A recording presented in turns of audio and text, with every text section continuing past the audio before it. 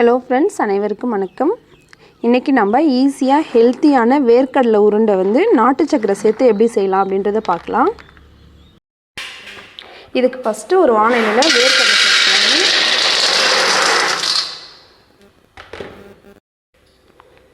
வேர்க்கடலை வந்து கருகாமல் மீடியம் ஃப்ளேமில் வச்சு நல்லா வறுத்து எடுத்துக்கலாங்க.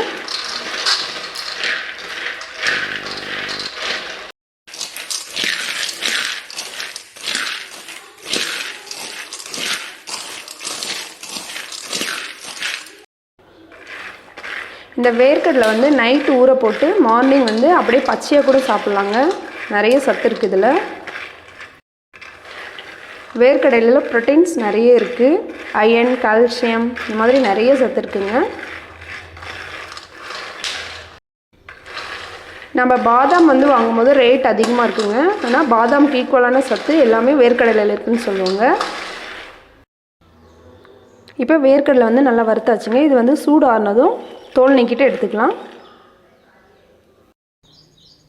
இப்போ வேர்க்கடலை வந்து நல்லா தோல் நீக்கிட்டு எடுத்தாச்சுங்க. நான் இப்போ வந்து 1 கப் வேர்க்கடலை எடுத்திருக்கேன். இதே கப்பில் வந்து அரை கப் நாட்டு சக்கரை எடுத்தால் நம்மளுக்கு வந்து ஸ்வீட் வந்து கரெக்டாக இருக்கும். நீங்கள் வந்து நாட்டு சக்கரை இல்லாட்டி வெல்லம் சக்கரை எது வேணுமாதாலும் எடுத்துக்கலாங்க.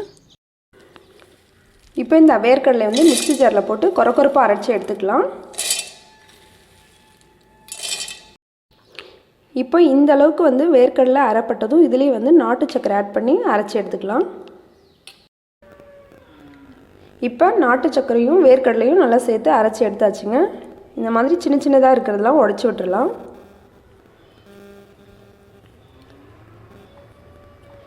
இப்போ இதுலேயே வந்து 1 ஸ்பூன் நெய் சேர்த்துக்கலாங்க. நெய் வேண்டான்றவங்க ஸ்கிப் பண்ணிக்கலாம். இப்போ நெய் சேர்த்து நல்லா மிக்ஸ் பண்ணிவிட்டு உருண்டை பிடிச்சிடலாம். இப்போ இது போல் எல்லா மாவையும் உருண்டை பண்ணி எடுத்துக்கலாங்க. இப்போ பாருங்கள், எல்லா உருண்டையும் உருட்டியாச்சு. குழந்தைங்களுக்கு வந்து ரொம்ப பிடிச்ச இந்த வேர்க்கடலை உருண்டை வந்து நீங்களும் செஞ்சு பார்த்துட்டு எப்படி இருந்ததுன்னு எனக்கு கமெண்ட் பண்ணுங்கள். இந்த வீடியோஸ் பிடிச்சிருந்தால் லைக் பண்ணிவிட்டு மறக்காமல் சப்ஸ்கிரைப் பண்ணிவிடுங்க. தேங்க்யூ.